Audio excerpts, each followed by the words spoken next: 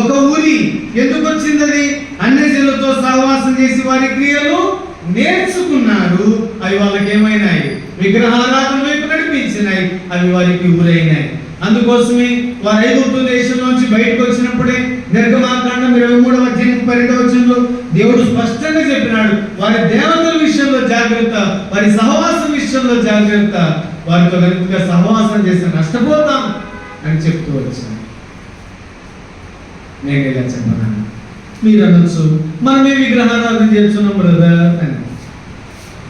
మనం వారితో సహవాసం చేస్తే, లోకస్తులతో సహవాసం చేస్తే, మనం చేసే పనులన్నీ, మనం చేసే క్రియలన్నీ ఇన్సురెన్స్గా ఆ వైపుగా వెళ్ళినట్టుగానే అనిపిస్తాయి నాకు. నేను ఒక అనుభవాన్ని చెప్తాను. ఈ మధ్యలో ఒక బరియల్కి వెళ్ళాను, భూస్థాపనకు వెళ్ళాను. బాగా తెలిసిన వాళ్ళు. సో వారి ఇంటి దగ్గరికి వెళ్ళాను కాబట్టి నేరుగా బరియల్ గ్రౌండ్కి వెళ్ళిపోయాను. నేను మా బాబు వెళ్ళిపోయాను. చాలాసార్లు కొన్నిసార్లు పిల్లలు తీసుకెళ్ళాను బరియల్ గ్రౌండ్కి. అది ఎందుకో నాకు తెలియదు. సో నేను తీసుకెళ్తాను అందరినీ. అలాగే వెళ్ళాము. వెళ్ళిన తర్వాత అప్పటికి ప్రార్థన చేసినారు. మట్టి ఇచ్చేస్తారు కదా. సో భూస్థాపన చేసినప్పుడు మన ఎన్నిసార్లు ఇచ్చారు చెప్పండి? చెప్పరేంటి? 3 సార్లు ఇచ్చారు. ఏడాది బైబిల్లో అట్లా తప్పుగా అనుకోమాకంటే 3 సార్లు ఇచ్చారు. ఇట్లా నేను ఒకసారి ఇచ్చినాను. ఇట్లా మన అనుకుంటే రాలేసేకి కొంచెం ఇచ్చిన. రెండోసారి ఇట్లా సిలిండర్ తీసుకొని మన వేసి పక్కకు వచ్చినాను.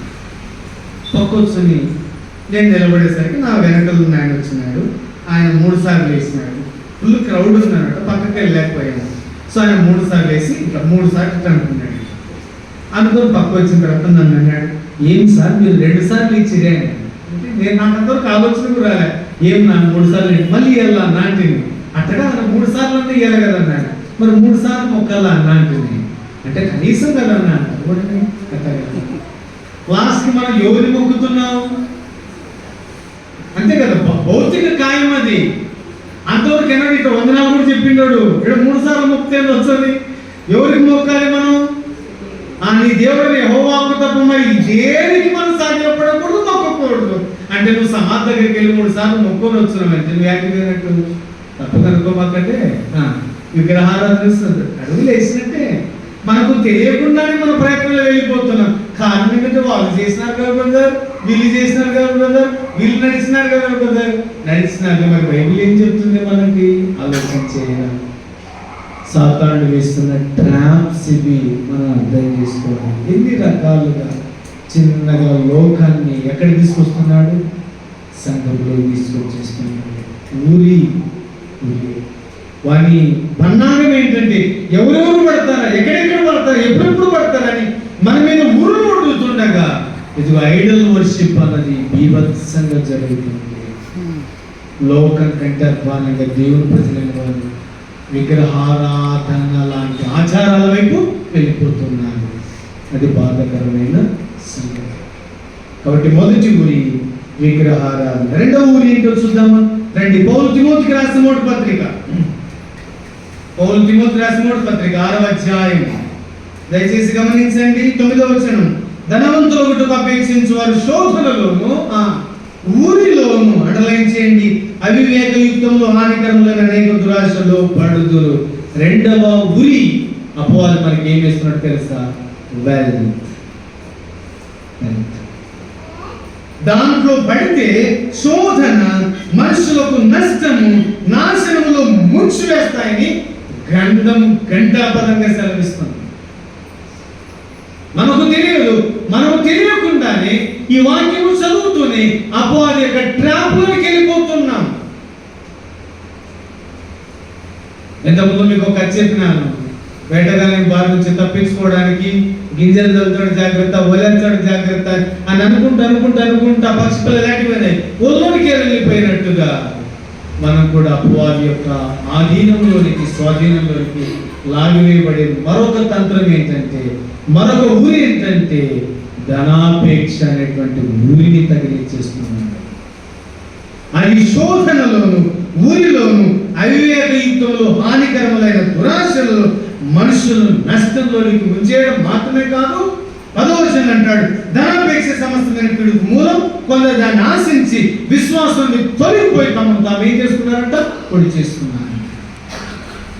Number 3, number 2 wealth. ధనం అనే ఊరి చాలా ప్రమాదకరమైనది. అందుకోసం అంటాడు 17వ వచనంలో, ఇహమందు ధనవంతులైన వారు గర్విష్ఠులు కాక అస్థిరమైన ధనం యందు నమ్మిక ఉంచక. దేన్ని నమ్మకూడదు? ధనం. దేన్ని నమ్మాలి? ఇదిగో సుఖముగా అనుభవించుటకు సమస్తము మనకు ధారాళంగా తెచ్చి దేవుని యందే నమ్మిక ఉంచు. ఎంత దివ్యమైన మాట అండి. ఆయన మీద నమ్మిక ఉంచండి, ఇంకా మిగతా వాటిని నమ్మొద్దండి. నేను ఇలా చెప్పి ముందుకు వెళ్తాను. ధనాన్ని మన పాదాల కింద పెట్టండి, నెత్తికెక్కించుకోవద్దండి. దాన్ని don't trust wealth, trust in almighty God. ఆయన మీద నమ్మిక ఉంచండి. నేను నమ్మిన వాడిని ఎరుగుతున్న కనుక సిగ్గుపరచబడను.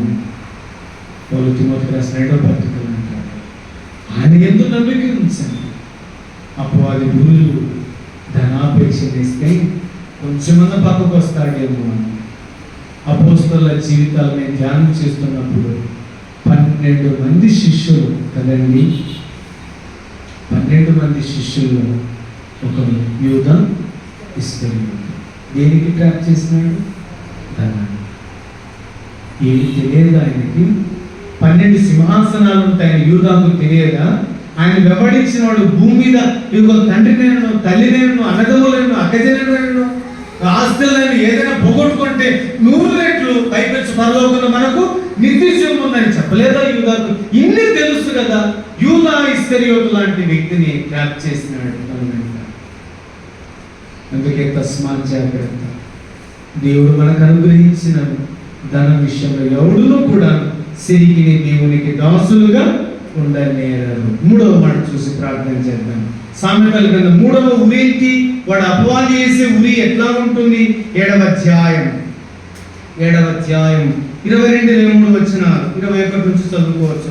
అది తన అధికమైన లాలన మాటల చేత దాన్ని లోపరుచుకొని తాను పలికిన నిత్యపు మాటల చేత వాడిని ఈడ్చుకొని పోయాను. వెంటనే పశువు వదులుకుపోనట్లుగా, కొల్ల చేతికి చిక్కిన వాడు సంఖ్యలోనికి పోయినట్లుగా తనకు ప్రాణహాని అయినదని ఎరుగక ఉరి యొద్దకు పక్షి త్వరపడినట్లు వాడి గుండె చీల్చే వరకు వాడు దాన్ని వెంట పోయాను. 3వ ఉరి విమన్. ఇక్కడ జార స్త్రీ గురించి చెప్తున్నాడు. ఇది ట్రాప్. ఎదుగు ఆమె మాట్లాడిన అధికమైన లాలన మాటల చేత, ఇచ్చకపు మాటల చేత వాడిని ఈడ్చుకొని వెళ్తుండగా ఒకడు పశువు వదుకుపోయినట్లుగా ఉరి యొద్దకు పక్షి త్వరపడినట్టుగా వాడు ఏం చేశాడు? ఉరి యొద్దకి వెళ్ళాడు. దీనికి బెస్ట్ ఎగ్జాంపుల్ ఎవరు? సంవత్సరం తమ్ముడు, చెల్లి, యవనస్తులారా, బాధ్యత కలిగిన వారులారా, ప్రేమతో మనవి చేస్తున్నాము. ఇప్పుడు అపవాది వేస్తున్న ట్రాప్ దీన్ని గుర్తించలేకపోతున్నామండి. బాగున్నారులే అని మాట్లాడుకుంటూ మాటల్లో ముంచేసి మన భక్తి జీవితాన్ని నష్టం చేసేవారు ఉంటారు. కొన్నిసార్లు నేను ఇలా అంటాను, తప్పుగా భావించమంటండి. ప్రతిసారి మాటికి good morning, good night, good afternoon wish చేసుకుంటా పురుషులు స్త్రీలతో పురుషులు అలాగా పాపంలో దిగిన వారు లేరా? ఉన్నారు. యవనస్తులారా, ఇది అపవాది ఉరి అని గుర్తించండి. దాని వైపు పరుగులెత్తమాకండి. ఇదిగో దాని అంతము మరణశాలకు నడిపిస్తుంది. దాని ఇల్లు పాతాళమునకు పోవు. కాబట్టి ఈ ఉదయకాల వేళ 2 సంగతులు చూసాం. ఒకటవది డేవిడ్స్ టీయర్స్, దావీదు యొక్క కన్నీరు. దావీదు కన్నీటి కారణాలు చూసాం. రెండవది ట్రాప్స్, దావీదు ఎదుర్కొన్న ఊళ్ళు. అయితే మనం అందరం అపవాది కబంధ హస్తాల్లో ఉండగా మనల్ని ప్రేమించిన మన దేవుడు ఇదిగో మనల్ని తప్పించడానికి ఆయన మన కోసం ఆ శిలువలో బలైపోయినాడు. మన కోసం మరణించినాడు. మన అపరాధములకు క్షమాపణ, మన పాపములకు విమోచన ఇవ్వడానికి ఆయన మన కోసం రక్తం కార్చాడు, ప్రాణం పెట్టాడు, సమాధి చేపట్టాడు, మరణాన్ని, అపవాదిని ఓడించినాడు. ఓ మరణమాన్ని ఎక్కడ, ఓ మరణమాన్ని విజయం ఎక్కడ? మరణపు ముళ్ళు విరిచిన దేవుడు మన దేవుడు ఈ ఊళ్ళను కూడా తప్పించగలడు.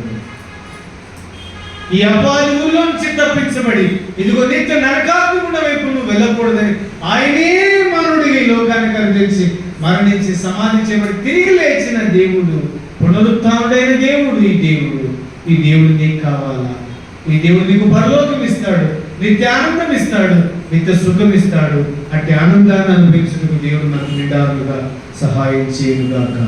ఆమేన్. ప్రార్థన